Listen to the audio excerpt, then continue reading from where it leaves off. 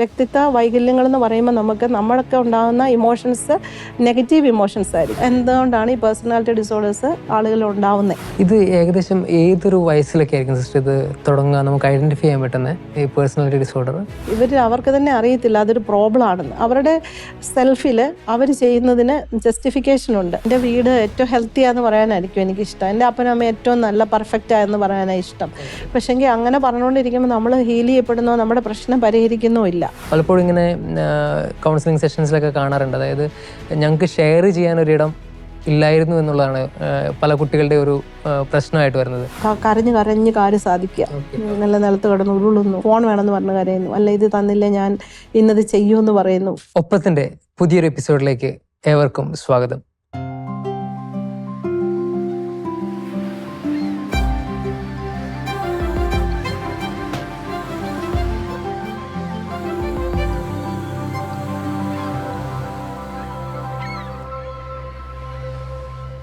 കഴിഞ്ഞ ഏതാനും എപ്പിസോഡുകളിൽ നമ്മൾ അഡിക്ഷനെ കുറിച്ച് ആണ് കണ്ടത്. ഇന്ന് നമ്മൾ പുതിയൊരു സബ്ജക്റ്റുമായി വന്നിരിക്കുകയാണ്, പേഴ്സണാലിറ്റി ഡിസോർഡേഴ്സ്, വ്യക്തിത്വ വൈകല്യങ്ങൾ.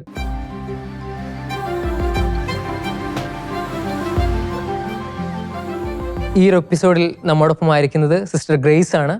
മെന്റൽ ഹെൽത്തിനെ കുറിച്ച് വളരെ തീവ്രമായി ഉള്ള സ്റ്റഡീസ് നടക്കുന്നു. ഈ ഒരു പേഴ്സണാലിറ്റിയെ കുറിച്ച് അല്ലെങ്കിൽ വ്യക്തിത്വ വൈകല്യങ്ങളെ കുറിച്ച് ഒരു ഡീപ്പായി നമുക്കൊന്ന് മനസ്സിലാക്കാമെന്ന് തോന്നുന്നു. ശരിക്കും എന്താണ് സിസ്റ്റർ ഈ പേഴ്സണാലിറ്റി ഡിസോർഡർ എന്ന് പറയുന്നത്? എന്താണ് വ്യക്തിത്വ വൈകല്യങ്ങൾ എന്ന് പറയുമ്പോൾ നമുക്ക് വ്യക്തിയുടെ വൈകല്യത്തെ കുറിച്ച് പറയുമ്പോൾ നമുക്ക് വ്യക്തിയുടെ ട്രേറ്റ്സിനെ കുറിച്ചും ചിന്തിക്കണമല്ലോ. ഒരു വ്യക്തിയുടെ പേഴ്സണാലിറ്റി നല്ലതാണെന്നൊക്കെ നമ്മൾ പറയും. പേഴ്സണാലിറ്റി നല്ലതാകുമ്പോൾ നമുക്കതിൽ കുറേ നല്ല സവിശേഷതകൾ ഉണ്ടായിരിക്കണം. അതൊരു ബന്ധങ്ങളിലുള്ള സുതാര്യത, അല്ലെങ്കിൽ നല്ല ഹെൽത്തി ആയിട്ടുള്ള റിലേഷൻഷിപ്പ് കൊണ്ടുപോകാൻ പറ്റുന്ന ആളായിരിക്കണം. നമ്മുടെ സ്വഭാവത്തിൽ സത്യസന്ധത ഉണ്ടാവണം, നമുക്ക് സ്നേഹിക്കാൻ പറ്റുന്നുണ്ടായിരിക്കണം. അപ്പോൾ അങ്ങനെയുള്ള കുറെ സവിശേഷതകളുള്ളതാണല്ലോ നമ്മൾ നല്ല വ്യക്തിത്വം എന്ന് പറയുന്നത്. അപ്പോൾ വൈകല്യം എന്ന് പറയുമ്പോൾ പ്രധാനമായിട്ടും ചിന്തയിൽ ഡിസ്റ്റോർട്ടഡ് അല്ലെ വളച്ചൊടിക്കപ്പെട്ട ചിന്തകളെന്ന് നമുക്ക് പറയാൻ പറ്റും. വളച്ചൊടിക്കപ്പെട്ട ചിന്തകളല്ലേ ഡിസ്റ്റോർട്ടഡ് കൊഗ്നിഷൻ എന്ന് പറയുമ്പോൾ. ഓൾ ഓർ നത്തിങ് അല്ലെങ്കിൽ ഗുഡ് ഓർ ബാഡ് എന്ന് പറഞ്ഞാൽ അങ്ങനെയുള്ള ഒരു ചിന്ത ഉണ്ടെങ്കിൽ നമുക്ക് ഇപ്പോൾ ഒരു വ്യക്തിയെ നമ്മൾ ഒരു പെഡസ്റ്റലിൽ നിർത്തുക, ഈ വ്യക്തി നല്ലൊരു വ്യക്തിയാണ്, ഇപ്പൊ നമുക്ക് പക്ഷെ ആ വ്യക്തി നല്ലതാണെന്ന് നമുക്ക് തോന്നുന്നു, പക്ഷെ എന്തെങ്കിലും ഒരു കുഞ്ഞു കാര്യം വരുമ്പം ബാഡ്. അപ്പൊ നമ്മൾ റിയാക്ട് ചെയ്യുന്നത് എങ്ങനെയാന്ന് വെച്ചാൽ ആ വ്യക്തി നല്ലതായിരിക്കുമ്പോൾ ഭയങ്കര സ്നേഹമായിരിക്കും, ഭയങ്കര സ്നേഹം കാണിക്കുന്നു, കരുതുന്നു, ഭയങ്കര സ്നേഹമാണെന്ന് പ്രകടിപ്പിക്കുന്നു. തീർച്ചയായിട്ടും ഇൻസ്റ്റെബിലിറ്റി. പിന്നെ നമുക്ക് ആ വ്യക്തിയോട് തോന്നുന്ന വികാരം, ഇപ്പൊ ഓൾ ഓർ നത്തിങ് തിങ്കിങ് ഉള്ള ഒരാള് ആ വ്യക്തിയെ കാണുന്നത് ഗുഡ് ഓർ ബാഡ് ആയിട്ടായിരിക്കും, അതിന്റെ മിഡിൽ ഗ്രൗണ്ട് ഇല്ല. ആ വ്യക്തി ഗുഡ് ആയിരിക്കുമ്പോഴും ബാഡായിരിക്കുമ്പോഴും ആ വ്യക്തി ആയിരിക്കുന്നത് പോലെ കാണാൻ പറ്റാത്ത അവസ്ഥ ഒരു കോഗ്നിറ്റീവ് ഡിസ്റ്റോർഷന്. അതുപോലെ കറ്റസ്ട്രോഫൈസിങ്, പർവ്വതീകരിക്കുക. ഇപ്പൊ ഒരു കാര്യത്തെ പർവ്വതീകരിച്ച് കാണിക്കുന്ന ഒരു സ്വഭാവം ഒരു കോഗ്നിറ്റീവ് ഡിസ്റ്റോർഷൻ ആണെന്ന് പറയാം. അല്ലെ എല്ലാം പേഴ്സണലൈസ് ചെയ്ത് എല്ലാം എന്റെ കുഴപ്പം കൊണ്ടാണെന്ന് ചിന്തിച്ച് റിയാക്ട് ചെയ്യുന്നത്, അല്ലെങ്കിൽ മാഗ്നിഫിക്കേഷൻ, അല്ലെങ്കിൽ അങ്ങനെയുള്ള മിനിമൈസേഷൻ, ചെറുതാക്കി കാണിക്കുക, ഓവർ ജനറലൈസേഷൻ. ഒരു കാര്യം ഉണ്ടായ ഒരാൾ ഇങ്ങനെയാണെങ്കിൽ എല്ലാ വ്യക്തികളും അങ്ങനെയാണ്. ഒരു മാരേജിൽ ഒരു പ്രശ്നം വന്നാൽ എല്ലാ മാരേജസും രീതിയിലുള്ള ഒരു തിങ്കിങ് പാറ്റേൺ. അതെ. അപ്പൊ അങ്ങനെയുള്ള ചിന്താരീതികള് ഒരു വ്യക്തിത്വത്തിലെ വൈകല്യങ്ങളിൽ ഒരു പ്രശ്നമായിട്ട് കാണാം, ഡിസ്റ്റോർട്ടഡ് ആയിട്ടുള്ള ചിന്തകള്. ഇനി വികാരങ്ങളിലും അങ്ങനെ ഉണ്ടാകാം. ഇപ്പൊ നമുക്ക് ഒരാളോട് നമ്മൾ ചോദിക്കുക ഹൗ ആർ യു ഫീലിംഗ് എന്ന് ചോദിച്ചു കഴിഞ്ഞാൽ പലപ്പോഴും നമ്മൾ പറയുന്ന ഒരു ഉത്തരം ഫീലിംഗ് ഓക്കെ അല്ലെ ഫൈൻ എന്നൊക്കെ നമ്മൾ പറയാറ്. അല്ല നമ്മൾ മലയാളികൾ എന്നാ ഉണ്ടെന്ന് ചോദിച്ചാൽ കുഴപ്പമില്ലെന്ന് പറയും. അപ്പൊ നമുക്ക് ആ ഇമോഷൻസിനെ, നമ്മളിൽ തോന്നുന്ന വികാരങ്ങളെ നമുക്കൊന്ന് നെയിം ചെയ്ത് പറയാനായിട്ടൊക്കെ ബുദ്ധിമുട്ട് ഉണ്ടാകും. എനിക്ക് തോന്നുന്നു ഇന്നത്തെ ഒരു സാഹചര്യത്തിൽ ആ വികാരത്തെ എക്സ്പ്രസ് ചെയ്യാവുന്ന രീതി പലപ്പോഴും ആൾക്കാർക്ക് അറിയില്ല എന്ന് തോന്നുന്നു. അതെ, അറിയില്ലാഞ്ഞിട്ടാണോ നമ്മളത് ചിലപ്പോഴും നമ്മുടെ കൾച്ചറിൽ നമ്മൾ ഹൈഡ് ചെയ്യാറുണ്ട്. നമ്മൾ ശരിക്കും അത് നമ്മുടെ വികാരങ്ങൾ ഇതാണെന്ന് മറ്റുള്ളവരോട് പറയാൻ നമുക്ക് ബുദ്ധിമുട്ടാണ്. നമുക്ക് അത്ര ഒരു തുറവി, അതൊരു ഷെയിം ഒക്കെ ഉള്ളപ്പോഴായിരിക്കാം അങ്ങനെയൊക്കെ സംഭവിക്കുന്നത്. എൻ്റെ ശരിക്കും എന്നിലുള്ള വികാരത്തെ മറ്റുള്ളവർ അറിയുന്നത് എനിക്ക് അത്ര താല്പര്യമില്ല. പുറമെ അറിഞ്ഞാൽ എന്തെങ്കിലും ഒരു കുറവാകുന്ന പോലെ. തീർച്ചയായിട്ടും അങ്ങനെ. അപ്പൊ നമ്മൾ കുഴപ്പമില്ലെന്ന് പറയും. അല്ലെങ്കിൽ നമ്മളിപ്പോ മലയാളത്തില് എന്ത് വികാരമാണ് ചോദിക്കുന്നതെന്ന് പോലും അത്ര കംഫർട്ടബിൾ അല്ല. അല്ലേ? എന്ത് വികാരമാണ് തോന്നുന്നതെന്ന് ഇപ്പൊ ഒരു കൗൺസിലിംഗ് സെഷനിൽ ഹൗ ആർ യു ഫീലിംഗ് എന്ന് ചോദിക്കുന്നത് ഇതിലൂടെ കംഫർട്ടബിളാ. പക്ഷെ എന്ത് വികാരമാണ് തോന്നുന്നതെന്ന് ചോദിച്ചാല് ഒരു മിനിറ്റ് എല്ലാവരും ഒന്ന് ഒന്ന് ഒന്ന് എങ്ങനെ പറയണമെന്ന് പോലും കൂടി അറിയാത്തൊരു സാഹചര്യം. അപ്പോൾ സാധാരണയായിട്ട് നമ്മുടെ ഒരു ഇമോഷന്റെ ചാർട്ട് കിട്ടും ഗൂഗിളിലുള്ള ഇമോഷൻ ചാർട്ട്. അതിൻ്റെ അകത്ത് പ്രൈമറി ഇമോഷൻസ്, സെക്കൻഡറി ഇമോഷൻസ് ഒക്കെ ഉണ്ടല്ലോ. അപ്പൊ അങ്ങനെ കാണിച്ചു കഴിയുമ്പോഴാണ് പലർക്കും അത് വികാരങ്ങളെ ഒന്ന് നെയിം ചെയ്യാൻ തന്നെ മനസ്സിലാവുന്നത്. ഇപ്പൊ നമുക്ക് പ്രൈമറി ഇമോഷൻസ് എന്ന് പറയുമ്പം ഹാപ്പി, സാഡ്, അല്ലെ ആങ്കർ, ഫിയർ, ഇങ്ങനെയുള്ള ഇമോഷൻസിനെല്ലാം ഇതൊക്കെയാണ് എല്ലാവർക്കും അറിയുന്ന കുറച്ച് കാര്യങ്ങൾ. ഇതിന്റെ പുറകോട്ടുള്ള കാര്യങ്ങൾ പലപ്പോഴും അറിയില്ല. അതെ, അതിന് അണ്ടർലൈങ് ഇമോഷൻസ് ഉണ്ടല്ലോ. ഇപ്പൊ ഹാപ്പിയുടെ അണ്ടർലൈങ് ഇമോഷൻസ് ആയിട്ട് വരുന്നതാണ് ജോയ്, ആനന്ദം, അല്ലെങ്കിൽ പീസ്, സമാധാനം, അല്ലെങ്കിൽ കോൺഫിഡൻസ്. ഇതൊക്കെ ഹാപ്പിയുടെ വരും. ഫിയറിന്റെ അകത്തും അങ്ങനെ വരാം, ആങ്സൈറ്റി വരാം, അല്ലെങ്കിൽ ഫിയറുമായിട്ട് ബന്ധപ്പെട്ട ഇമോഷൻസ്, വേറെ അണ്ടർലൈങ് ഇമോഷൻസ് ഉണ്ട്. അപ്പൊ ഈ ഇമോഷൻസ്, വ്യക്തിത്വ വൈകല്യങ്ങൾ എന്ന് പറയുമ്പോൾ നമ്മൾക്ക് ഉണ്ടാകുന്ന ഇമോഷൻസ് നെഗറ്റീവ് ഇമോഷൻസ് ആയിരിക്കാം. ആങ്ഷ്യസ് ആകാം, ഫിയർ ഉണ്ടാവാം, അവോയ്ഡ് ചെയ്യാനുള്ള ഒരു പ്രവണത ഉണ്ടാവാം. അപ്പൊ ഇതെല്ലാം ഈ ഇമോഷൻസിനെ തിരിച്ചറിയുന്നതാണ്. അല്ലെങ്കിൽ ആ ഇമോഷൻസ്, നെഗറ്റീവ് ആയിട്ടുള്ള ഇമോഷൻസ് കൂടുതലും ഉണ്ടാവുന്നതും. ചുരുക്കി പറഞ്ഞ ഈ ഫീലിംഗ് വീൽ അല്ലെങ്കിൽ ആ ഇമോഷന്റെ കാര്യങ്ങൾ അറിഞ്ഞാൽ മാത്രമേ നമുക്ക് വ്യക്തമായിട്ടും എനിക്ക് ഏതാണ് ഇമോഷൻ എന്നുള്ള കാര്യം മനസ്സിലാക്കാൻ പറ്റുള്ളൂ. അതെ, നമ്മുടെ ഇമോഷൻസ് എന്തൊക്കെയാണ്, എപ്പോഴൊക്കെയാണ് എനിക്ക് ഇങ്ങനെയുള്ള ഇമോഷൻസ് ഉണ്ടാകുന്നത്. ചിലപ്പോൾ നമുക്ക് പല നെഗറ്റീവ് ഇമോഷൻസും വരുന്നത് എപ്പോഴാണെന്നും നമ്മൾ തിരിച്ചറിയണമെന്നില്ല. അപ്പൊ നമ്മുടെ വ്യക്തിത്വ വൈകല്യത്തിൽ നമ്മുടെ ചിന്തയിലുള്ള ഡിസ്റ്റോർഷൻസ് ഉണ്ടാകാം, നമ്മുടെ ഇമോഷൻസിലുള്ള പ്രോബ്ലംസ് ഉണ്ടാകാം, പിന്നെ റിലേഷൻഷിപ്പില് ഒരു ഊഷ്മളമായിട്ടുള്ള ഒരു ബന്ധം ലോങ് ലാസ്റ്റിംഗ് ആയിട്ട് കൊണ്ടുപോകാൻ സാധിക്കാത്ത അവസ്ഥ. പെട്ടെന്നൊന്നെങ്കിൽ ആങ്കർ, പെട്ടെന്നുള്ള ഇമോഷൻ, അതിനെ നിയന്ത്രിക്കാൻ പറ്റത്തില്ല, മാനേജ് ചെയ്യാൻ പറ്റാത്ത ദേഷ്യം, അല്ലെങ്കിൽ ട്രസ്റ്റ് ചെയ്യാൻ പറ്റാത്ത അവസ്ഥ, അല്ലെങ്കിൽ അവോയ്ഡ് ചെയ്യുക, അല്ലെങ്കിൽ നമുക്ക് ഓപ്പൺ ആയിട്ട് അത് പറയാൻ പറ്റുന്നില്ല, അല്ലെ നമ്മളിലുള്ള കുറവ് അംഗീകരിക്കാൻ പറ്റത്തില്ലാത്ത അവസ്ഥ. ഇതൊക്കെ വ്യക്തിത്വ വൈകല്യങ്ങളിൽ വരാം. അപ്പൊ അത് ലോങ് ലാസ്റ്റിംഗ് ആയിരിക്കും, റിജിഡ് ആയിരിക്കാം, അതായത് കടും പിടുത്തം ഉള്ള ഒരവസ്ഥയായിരിക്കാം, പിന്നെ സുതാര്യമല്ല, ഫ്ലെക്സിബിൾ അല്ലായിരിക്കാം. അപ്പൊ ഇങ്ങനെയുള്ള അവസ്ഥകളിലൂടെ പോകുന്ന ഒരു വ്യക്തിക്ക് അവരുടെ ബന്ധങ്ങളില്, വർക്ക് പ്ലേസില്, അവനവനോട് തന്നെയും ഒക്കെ ഉണ്ടാകുന്ന ഒരു ബുദ്ധിമുട്ടിന് നമുക്ക് വ്യക്തിത്വ ഒരാളുടെ പെരുമാറ്റത്തെ ഇതെങ്ങനെ സ്വാധീനിക്കും സിസ്റ്റർ? ഒരു ബിഹേവിയറൽ ആസ്പെക്ടിലേക്ക് വരുമ്പോൾ തീർച്ചയായും പേഴ്സണാലിറ്റി ഡിസോർഡർ എങ്ങനെ അവരെ സ്വാധീനിക്കുന്നുണ്ട്? പേഴ്സണാലിറ്റി ഡിസോർഡേഴ്സ് പലതുണ്ടല്ലോ. ഒരു 10 തരം പേഴ്സണാലിറ്റി ഡിസോർഡേഴ്സ് ഉണ്ടെന്നാണ് നമ്മളിപ്പോ ഒരു DSM എന്ന് പറയുന്ന ഡയഗ്നോസ്റ്റിക് സ്റ്റാറ്റിസ്റ്റിക് മാനുവൽ പ്രകാരം അത് നമ്മൾ പറയുവാണെങ്കിൽ ഒരു 10 തരം വ്യക്തിത്വ വൈകല്യങ്ങളെ ഐഡന്റിഫൈ ചെയ്തിട്ടുണ്ട്. അപ്പൊ അതിനെ പല ക്ലസ്റ്റർ ആയിട്ട് തിരിച്ചിട്ടുണ്ട്. അപ്പൊ അത് ഓരോ വ്യക്തിത്വ വൈകല്യത്തിനും ഓരോരോ സ്വഭാവ പ്രത്യേകതകൾ ഉണ്ടെന്നാണ് പറയുന്നത്. വളരെ കോമൺ ആയിട്ട് നമ്മുടെ ഈ സാഹചര്യത്തിൽ കാണുന്ന കുറച്ച് പേഴ്സണാലിറ്റി ഡിസോർഡേഴ്സ് ഏതൊക്കെയാണ് സിസ്റ്റർ? പിന്നെ DSM വെച്ച് പറഞ്ഞാൽ തന്നെയും എല്ലാ വ്യക്തിത്വ വൈകല്യങ്ങളും അതിൽ പറഞ്ഞിരിക്കുന്നത് നമുക്ക് കാണാൻ പറ്റും. നമ്മുടെ കൗൺസിലിംഗ് സെഷനിലൊക്കെ നമുക്ക് മനസ്സിലാക്കാൻ പറ്റും. പക്ഷെ അത് ഡയഗ്നോസ് ചെയ്യാനായിട്ട് ഒരു ക്ലിനിക്കൽ സൈക്കോളജിസ്റ്റിന് നമ്മുടെ ഇന്ത്യയിൽ ലൈസൻസ് ഉള്ള, RCAയുടെ അംഗീകാരമുള്ള ഒരു ക്ലിനിക്കൽ സൈക്കോളജിസ്റ്റിനാണ് അത് ഡയഗ്നോസ് ചെയ്യാനായിട്ടുള്ള അനുവാദം ഉള്ളത്. പക്ഷെ നമ്മുടെ സെഷനിൽ നമ്മളൊരു കൗൺസിലിങ്ങിന് വരുന്ന ആളെ നമുക്ക് അസസ് ചെയ്യാൻ പറ്റും. അപ്പൊ അസസ് ചെയ്യുമ്പം ഇപ്പൊ ഒരു പക്ഷേ നാർസിസ്റ്റിക് ആയിട്ടുള്ള ട്രേറ്റ്സ് അത് മൈൽഡ് ആണോ, മോഡറേറ്റ് ആയിട്ട്, സിവിയർ ആയിട്ടൊക്കെയുള്ള സിവിയർ ആയിട്ടൊക്കെ ഉണ്ടോ. അപ്പൊ ഒരാളെ നർസിസ്റ്റ് നമുക്ക് ലേബിൾ ചെയ്യാനായിട്ട് പെട്ടെന്ന് പറ്റത്തില്ല. അത് ജഡ്ജ് ചെയ്യുക. നമുക്ക് ഇയാള് നർസിസ്റ്റ് ആണെന്ന് നമ്മൾ ഒരിക്കലും പറയാൻ പാടില്ല. ഈ ഡിസോർഡർ ഉള്ള ഒരാളത് അവർക്ക് അവെയർ ആവണമെന്നില്ല. അതിന് നമ്മൾ ഒരു ടേം ഉപയോഗിക്കുന്ന ഈഗോ സിന്റോണിക് ഡിസ്റ്റോണിക് എന്നുള്ള ഒരു ടേം ഉപയോഗിക്കാറുണ്ട്. അപ്പം അവർക്ക് തന്നെ അറിയത്തില്ല അതൊരു പ്രോബ്ലം ആണെന്ന്. അവരുടെ സെൽഫില് അവർ ചെയ്യുന്നതിന് ജസ്റ്റിഫിക്കേഷൻ ഉണ്ട്. സോ അവർക്ക് അതുകൊണ്ട് ഒരു കോൺഫ്ലിക്റ്റ് ഉണ്ടാകത്തില്ല.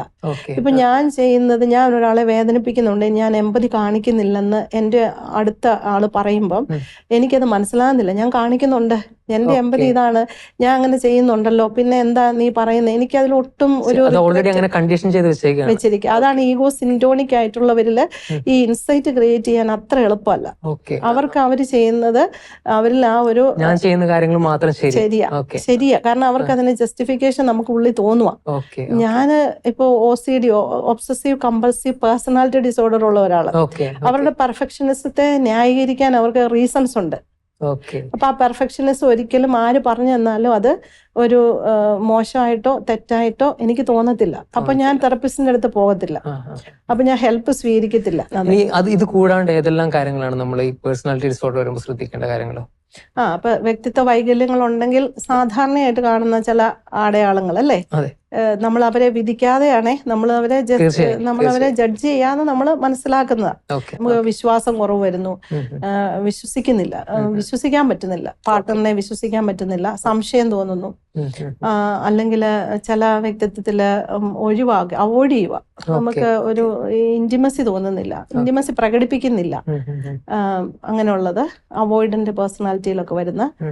പിന്നെ അല്ലെ ഹാംഫുൾ ആയിട്ടുള്ള ബിഹേവിയേഴ്സ്, ചില മരിക്കണമെന്നുള്ള ചിന്ത, അതിനുവേണ്ടിയുള്ള ശ്രമങ്ങള്, അല്ലെങ്കിൽ ഫിയർ ഓഫ് അബാൻഡൻമെന്റ്, തിരസ്കരിക്കപ്പെടുമെന്നുള്ള അമിതമായ ഭയം കാരണം നമ്മൾ വഴക്കുണ്ടാക്കുക. അപ്പം മറ്റേ വ്യക്തി അങ്ങനെയൊന്നും അല്ല. ഇപ്പൊ ഒന്ന് ഫോൺ വിളിച്ചില്ലെങ്കിൽ അല്ലെങ്കിൽ ഒന്ന് പറഞ്ഞിട്ട് പോയില്ലെങ്കിൽ പെട്ടെന്ന് റിയാക്ട് ചെയ്യുക, ആങ്കർ ഔട്ട് ബേസ്റ്റ് വരുന്നു. അത് ഫിയർ ഓഫ് അബാൻഡൻമെന്റിൽ നിന്നാണ് ആ നെഗറ്റീവ് ഇമോഷൻ ശക്തമായിട്ട് പുറത്തു വരുന്നത്.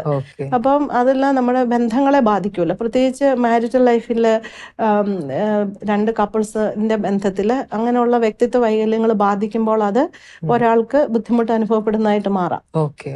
അത് ലോങ് ലാസ്റ്റിംഗ് ആയിട്ടും ഉണ്ടാകണം, കണ്ടിന്യൂസ് ആയിട്ടുണ്ടാകുന്നു. അതായത് നമ്മൾ പറഞ്ഞതുപോലെ അതൊരു വ്യക്തിത്വ വൈകല്യമാണെന്ന് നമ്മൾ ഡയഗ്നോസ് ചെയ്യുമല്ല, അതിന്റെ ചില മൈൽഡ് ആയിട്ടുള്ള രീതികൾ ഉണ്ട്, മോഡറേറ്റ് ആയിട്ടുള്ള ചില കാര്യങ്ങൾ ആ വ്യക്തിയിൽ വരുന്നു. പക്ഷേ ഇത് നമ്മൾ മനസ്സിലാക്കുമ്പം ഇതിന്റെ എല്ലാം കാരണം എന്താന്നൊരു ക്വസ്റ്റ്യൻ ക്ലിന്നിനൊരിക്കൽ ചിലപ്പോൾ തോന്നുമായിരിക്കും അല്ലെ, എന്തുകൊണ്ടാണ് ഈ പേഴ്സണാലിറ്റി ഡിസോർഡേഴ്സ് ആളുകൾ ഉണ്ടാവുന്നത്. അപ്പോൾ അതിന് നമ്മൾ മനസ്സിലാക്കേണ്ടത് ഇതിനൊരു ബയോളജിക്കൽ റീസൺ ഉണ്ടല്ലോ, ജനിതകമായിട്ടുള്ള കുറച്ച് കാര്യങ്ങൾ. ഇപ്പൊ എന്റെ ജനറ്റിക് ഫാക്ടേഴ്സ്, അതെ, അതായത് എൻ്റെ ഫാദർ ഒരു നർസിസ്റ്റ് ആണെങ്കിൽ, അപ്പൊ ഞാൻ ചെറുതായിരിക്കുമ്പം എൻ്റെ ശിക്ഷണത്തെ വളർച്ചയെ അത് ബാധിച്ചിട്ടുണ്ടാവും. അതുപോലെ വളർത്തപ്പെടുന്ന സാഹചര്യം, എൻവയോൺമെന്റൽ ഇൻഫ്ലുവൻസസ്, ഞാൻ ഏത് സാഹചര്യത്തിൽ എൻ്റെ പേരൻസിന്റെ വ്യക്തിത്വത്തിന്റെ ഘടകങ്ങൾ എന്നെ ബാധിച്ചിട്ടുണ്ടല്ലോ, അതും എൻ്റെ വ്യക്തിത്വ വൈകല്യങ്ങൾ ഉണ്ടാക്കുന്നതാകാം. ചിലപ്പോൾ എൻ്റെ ട്രൗമാറ്റിക് എക്സ്പീരിയൻസസ്, അത് സ്കൂളിൽ നിന്നാകാം, അത് സ്കൂളിൽ നിന്നാകാം, നമ്മൾ പോകുന്ന പള്ളിയിൽ നിന്നാകാം, നമ്മുടെ കൂട്ടുകാരിൽ നിന്നാകാം, ബുള്ളിയിങ് എന്നൊക്കെ പറയുന്നേ, അത് ട്രോമ എവിടെ നിന്നാകാമല്ലോ, നാട്ടിൽ നിന്നാകാം, പലതരത്തിലുള്ള തലച്ചോറിന് ക്ഷതമേൽപ്പിക്കുന്ന, മനസ്സിന് ക്ഷതം ഉണ്ടാക്കുന്ന സെക്ഷുവൽ, ഇമോഷണൽ, വെർബൽ അബ്യൂസസ് എല്ലാം പേഴ്സണാലിറ്റി ഡിസോർഡറിലേക്ക് നെഗറ്റീവായിട്ട് ആ ഡിസോർഡറിലേക്ക് നയിക്കുന്ന തരത്തിലുള്ള.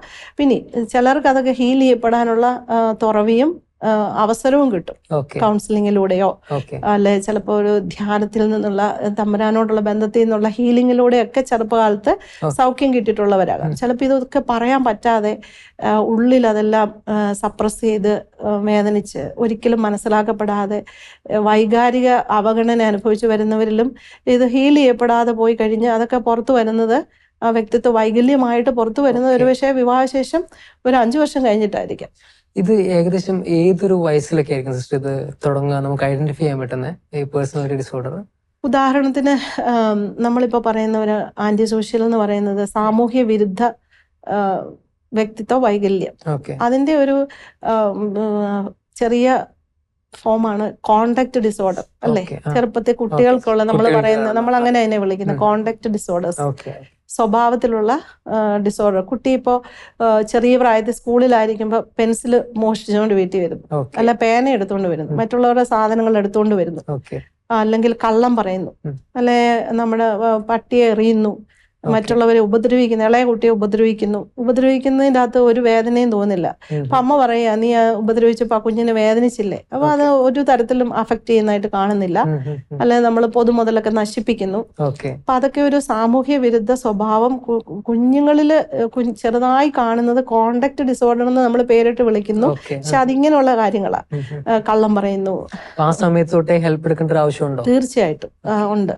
അത് കുഞ്ഞുങ്ങളിൽ അങ്ങനെയുള്ള സ്വഭാവങ്ങൾ ഉണ്ടെങ്കിൽ മറ്റുള്ളവരുടെ സാധനങ്ങൾ എടുത്തുകൊണ്ട് വരുന്നു, അത് നശിപ്പിക്കുന്നു, മറ്റുള്ളവരെ ഉപദ്രവിക്കുന്നു, അപ്പൊ അതിലൊരു വിഷമമൊന്നും കൊച്ചിന് കാണുന്നില്ല. അപ്പൊ അങ്ങനെയൊക്കെ ഉള്ള സാഹചര്യത്തിൽ അതിന് ഹെൽപ്പ് കൊടുക്കണം. ഇപ്പൊ ചെറുപ്പകാലത്തോട്ട് ഇങ്ങനെയുള്ള ഇതുണ്ട്. ഇനിയും ഒരു കൗമാര കാലഘട്ടം എത്തുമ്പോഴത്തേനും ഹോർമോണൽ ചേഞ്ചസ് ഒക്കെ നടക്കുന്ന സമയത്തും ഈ കുട്ടിക്ക് വൈകാരികമായിട്ടുള്ള ആവശ്യങ്ങൾ നിറവേറ്റപ്പെടുന്നില്ലെങ്കിൽ ഒറ്റപ്പെടല്, ട്രോമ ഉണ്ടായിട്ടുണ്ട്, അത് പറഞ്ഞിട്ടില്ല. ഇങ്ങനെയൊക്കെ നമുക്ക് ഈ പേരൻസ് നല്ലതായിട്ടൊരു കുഞ്ഞുങ്ങളോട് ബന്ധം ഉണ്ടെങ്കിൽ കുട്ടികളുടെ സ്വഭാവത്തിലെ ചെറിയ മാറ്റങ്ങൾ അവർക്ക് മനസ്സിലാക്കാൻ പറ്റും.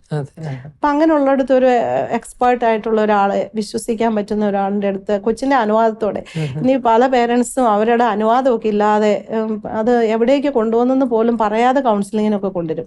അതൊരിക്കലും ആ കുട്ടിയെ ഹെൽപ്പ് ചെയ്യത്തില്ല, ആ കുട്ടി ഓപ്പൺ ആവത്തില്ല.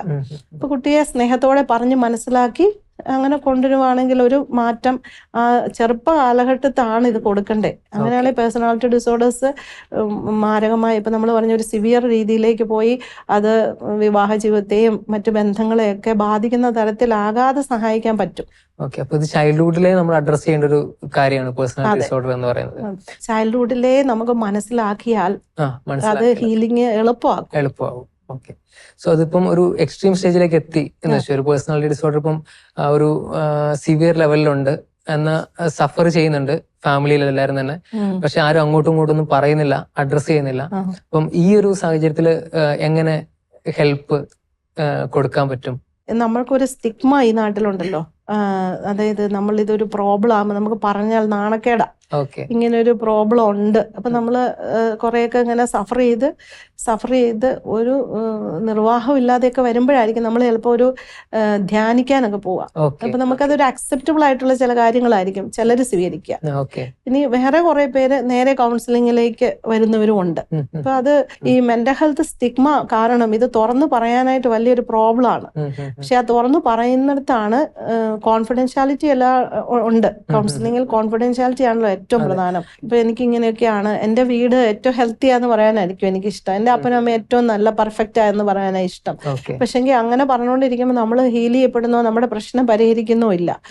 നമ്മളിൽ ഇങ്ങനെ ഒരു പ്രശ്നമുണ്ട്, ഈ റിയാലിറ്റിയെ കൺഫ്രണ്ട് ചെയ്യാനും ഡിനയൽ, എനിക്ക് ഇങ്ങനെ ഇല്ല എന്ന് പറയുന്നത് ഡിനയൽ, അതൊരു പ്രശ്നമാണല്ലോ ഡിനയൽ അല്ലേ, ഒരു ഇൻസൈറ്റിന്റെ ഒരു ഭാഗമായിട്ട്. അപ്പൊ ഡിനയൽ, എനിക്ക് ഇങ്ങനെയൊന്നും എനിക്കില്ല, എന്റെ വീട് ഓക്കെയാ, എനിക്ക് പ്രശ്നമൊന്നുമില്ല, അല്ല എന്റെ വീട്ടിൽ പ്രശ്നമൊന്നുമില്ല, അതൊക്കെ അങ്ങ് മാറിക്കോളും, ശരിയായിക്കോളും. പക്ഷെ അത് ഡിനയലാ.